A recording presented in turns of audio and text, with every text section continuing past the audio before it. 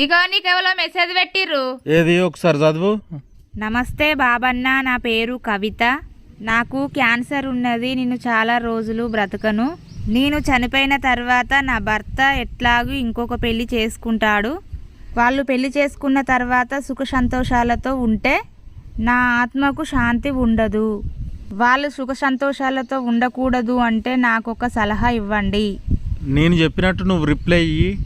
కవిత గారు, వెంటనే మీరు ఒక మంచి చిత్రకారుని దగ్గరికి వెళ్ళి మీ చిత్రపటాన్ని గీయించుకోండి. అలాగే మీ మెడకు చాలా చాలా అందంగా కనిపించే ఒక వజ్రాల హారాన్ని కూడా గీయమని చెప్పండి. మీరు మరణించిన అనంతరం మీ భర్త ఎలాగూ పెళ్లి చేసుకుంటాడు కాబట్టి మీ భర్త పెళ్లి చేసుకున్న రెండో ఆవిడ మీ ఇంటికి వచ్చిన తర్వాత గోడకున్న మీ చిత్రపటాన్ని అలాగే మీ మెడలున్న అందమైన వజ్రాల హారాన్ని కూడా చూస్తుంది.